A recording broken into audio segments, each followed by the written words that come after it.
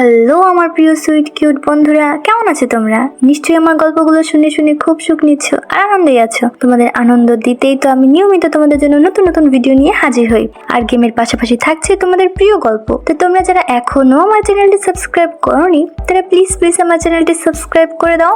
তো বন্ধুরা আর দেরি করো না, জলদি ভিডিওতে লাইক দিয়ে চ্যানেলটি সাবস্ক্রাইব করে দাও। পূজা, বিমলের পিসি। বিমল পূজার থেকে অনেকটাই বয়সে ছোট। বিমলকে যখন পূজা নিজের বাড়িতে নিয়ে আসে তখন বিমলের বয়স 18 হবে আর পূজার বয়স তখন 30। পূজার ফিগারটা তখন দেখার মতো ছিল। ভাগ্য সাথ না দেওয়ায় পূজা ওই বয়সেই বিধবা হয়ে যায়। পূজা নিজের স্বামীকে প্রচন্ড ভালোবাসতো। পূজার স্বামী বেশ বড়লোক ছিল। পূজার সংসারে পয়সার অভাব ছিল না। সেই সময় অনেকেই পূজার পুনরায় বিবাহের জন্য রাজি করানোর চেষ্টা করে। পূজা কিছুতেই রাজি হয় না। পূজার বাপের বাড়ির অবস্থা তেমন সচ্ছল ছিল না। পূজার দাদা এক ছেলে এক মেয়ে ছিল। পূজার দাদার সংসারে অনটন লেগেই থাকতো। দাদাকে আর্থিক অনটন থেকে মুক্তি দিতে, তার নিজের পরিস্থিতি সামাল দিতে পূজা ও দাদাকে বলল যে সে তার ভাইপো বিমলকে তার সাথে বাড়িতে স্থায়ীভাবে রেখে দিতে চায়। তাতে করে পূজার নিজের সমস্যা কিছুটা সমাধান হবে আর পূজার আর্থিকভাবে যে সাহায্য করবে তাতে ওর দাদার সংসারেও সচ্ছলতা আসবে। পূজার প্রস্তাবে ওর বৌদি তেমন রাজি না হলেও ওর দাদা ওর বৌদিকে মানিয়ে নেয় আর বিমলকে পূজার সাথে পাঠিয়ে দেয়।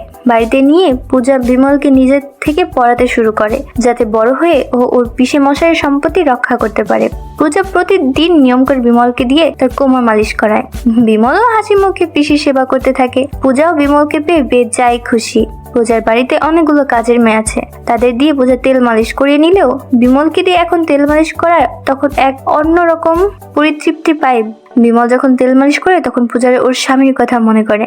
বিমল বয়সে ছোট হলেও পুরুষ জাতি বলে কথা। পূজা বিমলকে পুরুষের হাতের ছোঁয়া হিসেবেই দেখতে থাকে। রাতের বেলা শোয়ার সময় পূজা বিমলকে বুকে জড়িয়ে শুয়ে থাকে। বিমলও হাসি মুখে পিসিকে জড়িয়ে শুয়ে থাকে। মাঝে মাঝে পূজার কামনা দেখা দিলে পূজা বিমলের হাতটা নিয়ে তার ওই দুটোর উপরে রাখে।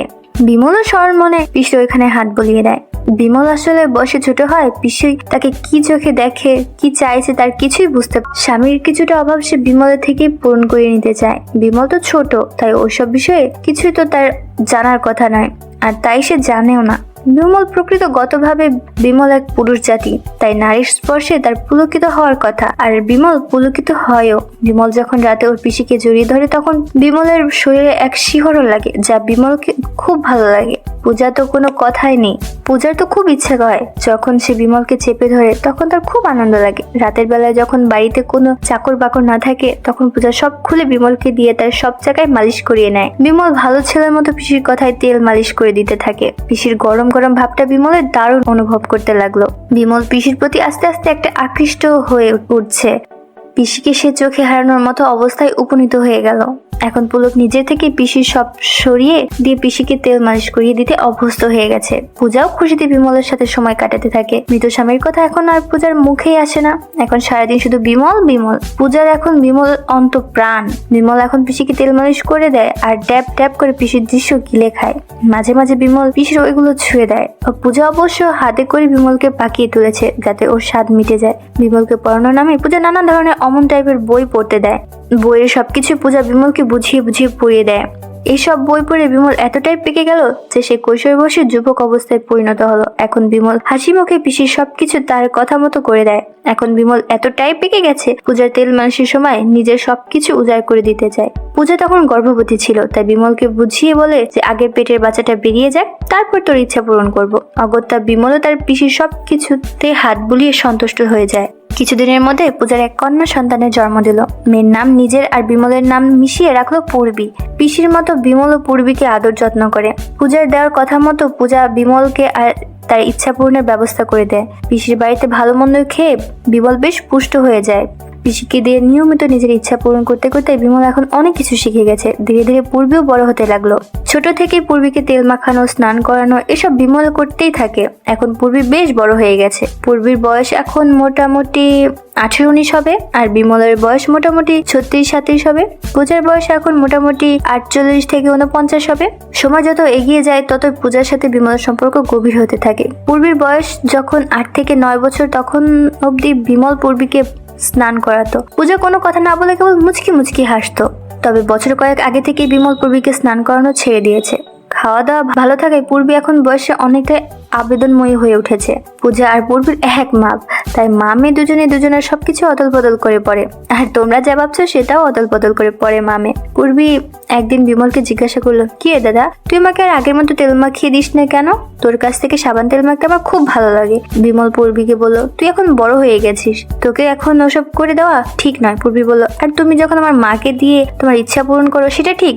বিমল বলল, কি বলছিস আজে বাজে কথা, তোর মা আমার পিসি হয়, পিসির সাথে কি কেউ ইচ্ছা পূরণ করে? তখন পূর্বী বলল, আর ওসব ন্যাকামি করিও না, মাকে তুমি যেভাবে সুখ দিয়েছো তার অনেক ভিডিও আমার কাছে আছে, তুমি যদি আমাকেও সুখ না দাও তবে পাড়ার লোককে সব জানিয়ে দিব। বিমল ভয় পেয়ে গেল। বিমল পূর্বীকে বলল, তুই আমার বোন হয়, দাদা হয়ে বোনকে সুখ দেওয়া ঠিক হবে না। পূর্বী বলল, আমার যা বলার তা আমি বলে দিয়েছি, এবার তুমি ভেবেচিন্তে দেখো তুমি কি করবে, তবে যা করবে তা কয়েকদিনের মধ্যেই করবে। তখন বিমল বলল, আমাকে একটু ভাবতে দে। বিমল চিন্তায় পড়ে গেল, সে যে তার পিসিকে সুখ দিত এ ব্যাপারটা পূর্বী কিভাবে জানলো? বিমলের মাথায় হঠাৎ এলো, পূজা যে বিমলকে দিয়ে ইচ্ছে পূরণ করানোর সময় মোবাইলে যে ভিডিওগুলো করেছে সেগুলো হয়তো পূর্বী দেখেছে। বিমল সুযোগের অপেক্ষা করতে লাগলো, যে যেই পূর্বী পাড়ায় ঘুরতে যাবে তখন বিমল ওর পিসির কাছ থেকে মোবাইলটা নিয়ে দেখবে। হাতে সুযোগ এসে যেতেই বিমল পূজাকে বলল, পিসি তোমার মোবাইলটা দাও তো। পূজা বলল, কি কাজ? বিমল বলল, দাও তো আগে। পূজা বলল, আচ্ছা পূর্বীকে আসতে দে, মোবাইল দুদিন ধরে ওর কাছেই আছে, কি জানি মোবাইল নিয়ে কি করছে, আমি চাইলেও আমাকে দিচ্ছে না।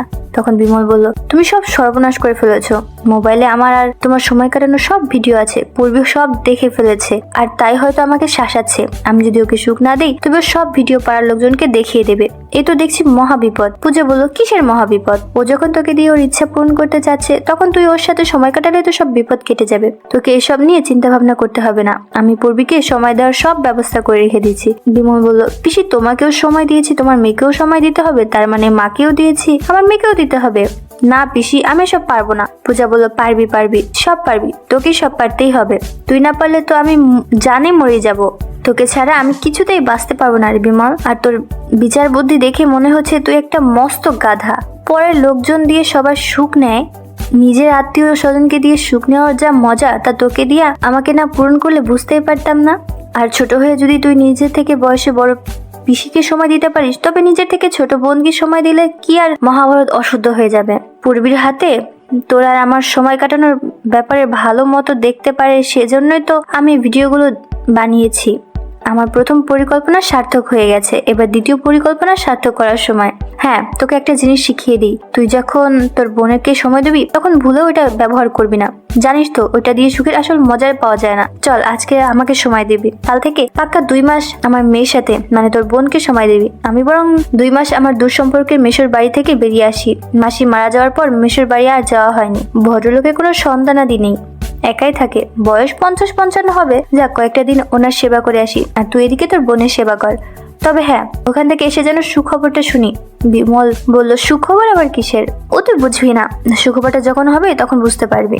এসব কথা এখন বলে পূজা রান্নাঘরে চলে গেল। এদিকে পূর্বী দৌড়াতে দৌড়াতে বাড়িতে আসতেই বিমল পূর্বীকে জিজ্ঞাসা করলো, কি হয়েছে, এত দৌড়ে এলি কেন? পূর্বী বলল, তোমাকে একটা ভিডিও দেখাবো, চলো ছাদে চলো, ওখানে গিয়ে দেখাবো। বিমল পূর্বীর ছাদে চলে গেল। পূর্বী চিলেকোঠায় বসে মোবাইল খুলে বিমলকে তার আর তার মায়ের সময় কাটানোর প্রতিটা ভিডিও দেখাতে লাগলো। পূর্বী বিমলকে বলল, এই ভিডিওগুলো মনোযোগ সহকারে দেখে নাও, কারণ তুমি মাকে যেভাবে সময় দিয়েছো আমাকেও ঠিক সেভাবে সময় দিতে হবে। তখন বিমল বলল, পিসি তো 2 মাসের জন্য বাইরে বেড়াতে যাচ্ছে, দেখি কি করতে পারি। তারপর থেকে শুরু হয়ে গেল বিমল আর পূর্বীর ইচ্ছা পূরণ। তো বন্ধুরা, আজকের গল্পটি তোমাদের কেমন লাগলো ফেসবুকে মেসেজ করে আমাকে জানিয়ে দিও, আর আমার চ্যানেলের অন্যান্য গল্পগুলো শুনে এসো, আর অবশ্যই ভিডিওতে একটি লাইক দিয়ে চ্যানেলটি সাবস্ক্রাইব করে দিও প্লিজ। তোমরা সবাই অনেক অনেক ভালো থেকো, আর নিয়মিত আমার গল্পগুলো শুনবে কিন্তু। আমি নিয়মিত তোমাদের জন্য মজার মজার গল্প নিয়ে আসবো। আর ফেসবুকে আমার সাথে আড্ডা দিতে জলদি ডিসক্রিপশনে দেওয়া লিঙ্ক থেকে ফেসবুকে আমাকে মেসেজ দাও। বাই।